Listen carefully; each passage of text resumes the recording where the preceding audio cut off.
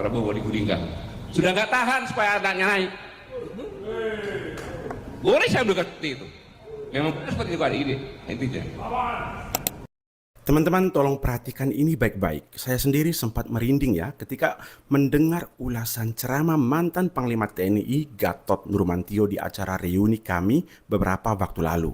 Saya merinding karena apa yang dipikirkan Gatot sama dengan asumsi yang sedang saya pikirkan bahwa Prabowo sedang disabotase oleh lingkaran dalam kekuasaannya agar segera turun dari jabatan. Nada kecemasan ini nyaris sama dengan apa yang disampaikan Prabowo dalam berbagai pidatonya bahwa ada antek-antek asing yang sedang bekerja menghancurkan pemerintahannya. Peringatan ini bukan sekali loh, tapi berkali-kali disampaikan Presiden Prabowo dalam berbagai momentum pidatonya. Gatot belak-belakan menyampaikan narasi yang mengerikan, sebuah skenario tentang pengkhianatan dari dalam yang ditujukan langsung untuk meruntuhkan pemerintahan Presiden Prabowo Subianto yang belum genap setahun berkuasa. Ada banyak tanda-tanda kurang baik yang mengarah ke Presiden Prabowo Subianto. Gatot mencium gelagat kuat ada pihak-pihak tertentu yang ingin menjatuhkan Presiden Prabowo Subianto, dan yang paling berbahaya, mereka bergerak dari dalam istana itu sendiri. Narasi Gatot bukanlah isapan jempol belaka. Ia membedah satu persatu peristiwa yang terjadi sejak Prabowo dilantik pada Oktober 2024 lalu, merangkainya menjadi pola yang koheren dan hasilnya cukup menakutkan. Menurutnya, serangan itu dimulai hanya 3 bulan setelah Prabowo menjabat. Sebuah momentum penting yang sangat dibutuhkan oleh pemerintahan baru dalam melakukan konsolidasi kekuasaan.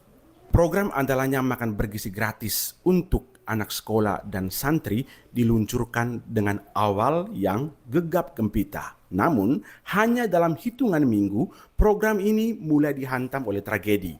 Di berbagai daerah di seluruh Indonesia, ratusan anak sekolah mengalami keracunan massal setelah menyantap makanan dari program tersebut. Insiden ini menjadi pukulan telak untuk menciptakan kesan bahwa program andalan Presiden justru membawa malapetaka. Namun, ini tentu bukanlah yang pertama.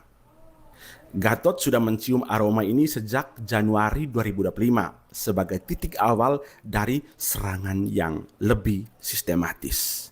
Tanda-tandanya mudah dibaca, dimulai dengan kebijakan yang tidak populer namun tak terhindarkan, seperti kenaikan pajak pertambahan nilai menjadi 12%. Masih ingat kan? Ya, meskipun merupakan kelanjutan dari undang-undang sebelumnya, momentum implementasinya terasa janggal. Kebijakan ini langsung memicu gelombang protes kecil dan keresahan di tingkat masyarakat bawah, menggerus popularitas pemerintahan yang baru berusia seumur jagung. Hampir bersamaan, isu-isu lain juga meledak secara serentak, seolah diatur oleh seorang konduktor yang tak terlihat. Kasus pagar laut di pesisir utara Jawa yang mangkrak dan memicu kemarahan nelayan. Kelangkaan tabung gas 3 kg yang tiba-tiba melanda di berbagai daerah menyulut kepanikan di kalangan ibu rumah tangga dan pelaku usaha mikro. Ada juga skandal bensin oplosan yang merusak ribuan kendaraan dan memicu ketidakpercayaan publik pada sistem distribusi energi nasional. Pemerintahan Prabowo terlihat kalang kabut, berlari dari satu titik api ke titik api lainnya. Di saat yang sama, pukulan lain datang dari sektor birokrasi. Pengangkatan calon pegawai negeri atau CPNS yang sudah ditunggu-tunggu jutaan orang tiba-tiba ditunda dengan alasan yang tidak jelas. Hal ini tentu mematahkan harapan banyak keluarga. Seolah belum cukup, Pusat Pelaporan dan Analisis Transaksi Keuangan melakukan pemblokiran massal terhadap ribuan rekening bank dengan dalih pemberantasan judi online. Namun banyak warga biasa yang turut menjadi korban, menimbulkan persepsi bahwa negara bertindak sewenang-wenang. Semua kasus itu, kata Gatot, bisa diatasi oleh Presiden Prabowo dengan baik. Namun, perhatikan polanya. Ini bukan krisis biasa. Ini adalah rentetan peristiwa yang merupakan bom waktu yang didesain dengan cara yang sangat cerdas untuk menjatuhkan pemerintahan Prabowo. Saya Lili, teman pribadi Anda. Saya dapat berinteraksi dengan Anda tanpa untuk menjatuhkan pemerintahan Prabowo. Kalau Bapak Ibu sekalian jadi presiden, bayangkan benar. Jadi presiden. Begitu jabat, bulan Januari, Menteri Keuangan Bu Sri Mulyani memastikan kenaikan PPN 12% sesuai dengan ketentuan undang-undang yang berlaku pada bulan Januari 2025. Jadi pada saat Presiden jabat, bulan Januari PPN 12% diberlakukan. Untungnya pada tanggal 31 Desember, Presiden Prabowo membatalkan keputusan tersebut, hanya mengenakan kenaikan menjadi 12% untuk barang dan jasa saja. Baru jadi presiden di tahun pertama, sudah disibukkan dengan ini dan harus tampil sendiri untuk membatalkan. Ini Januari.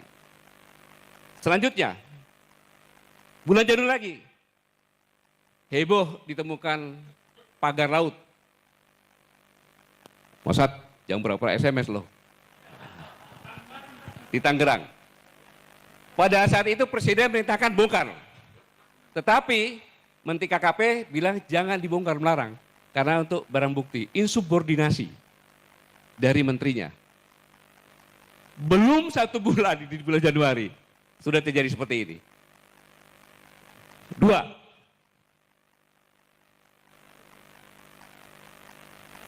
Pada 1 Februari, Menteri Bahlil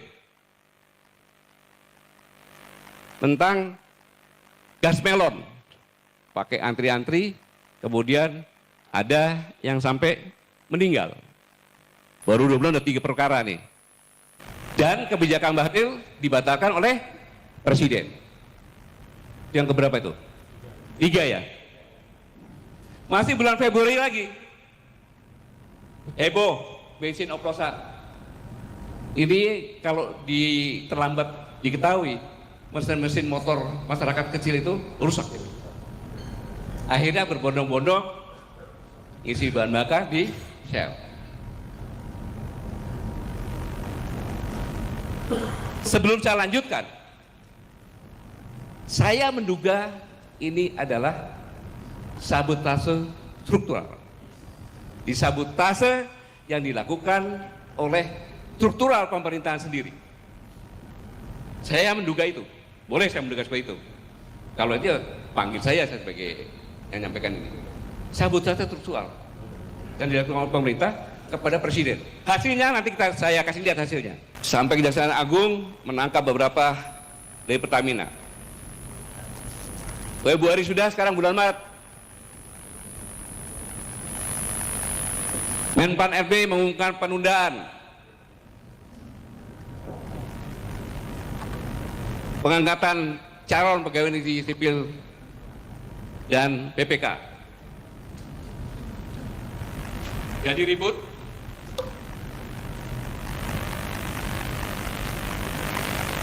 Keputusan itu menimbulkan gejolak dan Menseknek atas perintah Presiden Bapak Prasetyo Hadi pada tanggal 17 Maret akhirnya mengumumkan pengangkatan CPNS dan PPK dipercepat. Baru 3 bulan di tahun yang baru sudah seperti itu. 6. PPATK melakukan pemblokiran rekening bank yang tidak aktif selama 3 bulan. Logika berpikirnya, tidak mungkin PPATK melakukan itu. Itu kan tidak terduga. Karena PPATK adalah intelijen untuk keuangan. Dia tidak punya hak, hanya melaporkan. Harusnya sudah dipenjara ini orang ini. Presiden turun tangan lagi. 122 juta rekening diblokir. Heboh. Kalau seandainya tidak diatasi, bayangkan seandainya 122 juta ini antri di bank dan narik rekeningnya. Jatuh nggak Presiden? Jatuh Presiden. Ada contohnya negara seperti itu. Kemudian sudah diperintahkan untuk dibatalkan. Sudah batal? Belum. Pembangkangan lagi yang kedua. Kenapa? Bank harus orang sendiri yang membuka. Timbullah maki-makian, presiden goblok, presiden bajingan, presiden kurang ajar dari luar negeri. Karena TKW mau berangkat dia buka dari sini. Jadi dia dikirim ke sini. Ketika mau pulang, beli tiket dari sini kan? Nggak bisa. Bayangkan, saya harus menabung 3 tahun lagi supaya saya bisa pulang. Di mana-mana maki-maki muncul.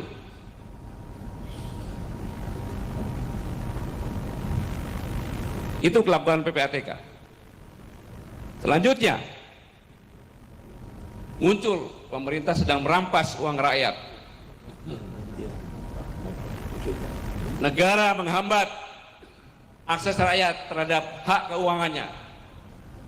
Tujuannya melegitimasi kepemimpinan Presiden Prabowo.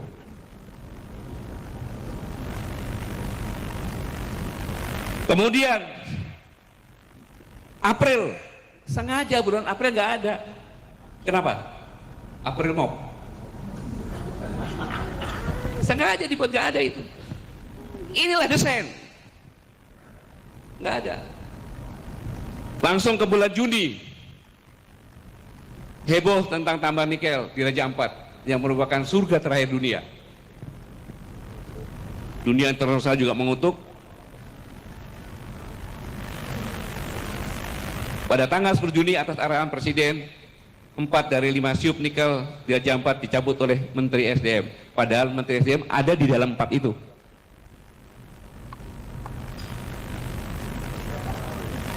Ya.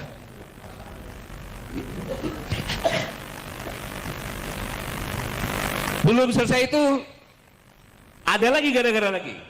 4 pulau di Aceh oleh Menteri Dalam Negeri. Ya kan? Dikasihkan ke Sumatera Utara. Udah meningkat kepada kemungkinan disintegrasi bangsa. Siapa yang jelek? Presiden lagi. Mereka ini hebat mendesain ini.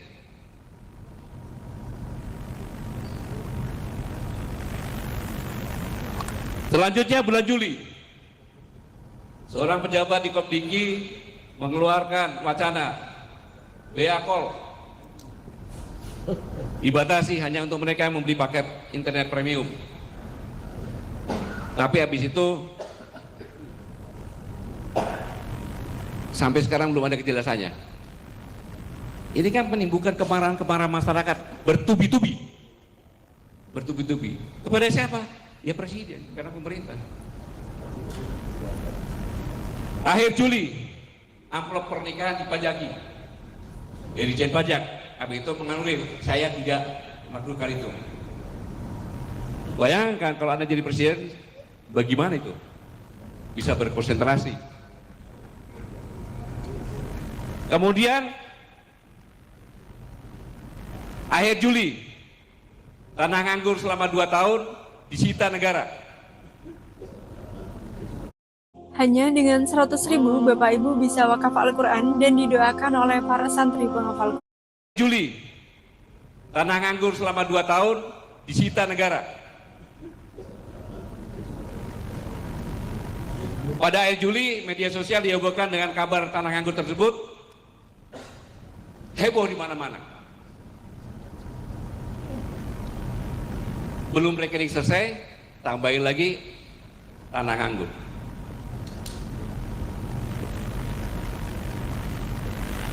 Akhirnya muncul di media sosial, rekening nganggur 3 bulan diblokir, tanah nganggur selama 2 tahun disita negara. Kami nganggur bertahun-tahun, pemerintah tak peduli.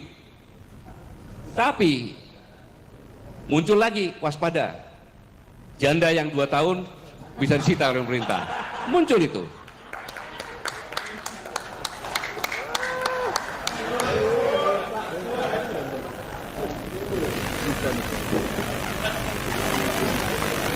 Habis itu menterinya menanggapi semuanya, memangnya mbahmu bisa bikin tanah?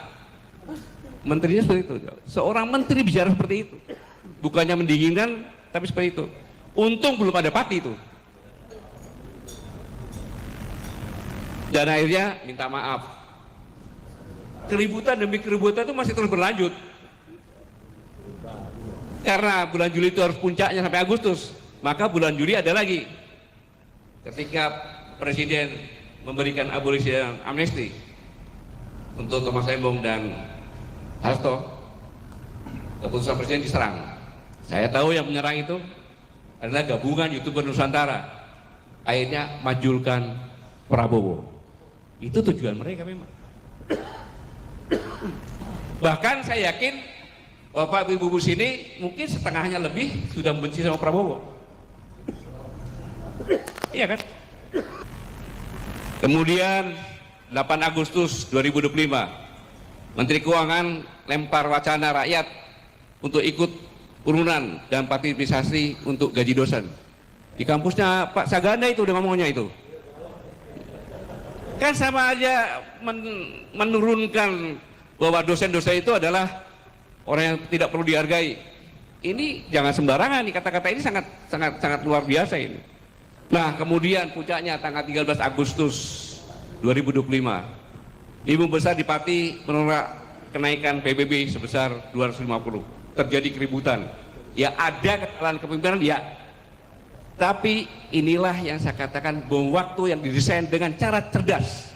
Saya ulangi, bom waktu yang didesain secara cerdas untuk mempercepat penurunan Prabowo digulingkan. Sudah nggak tahan supaya anaknya naik. Boleh saya berkata seperti itu. Memang seperti itu kali ini intinya. Poin paling mengerikan dari analisis Gatot adalah tudingannya tentang sabotase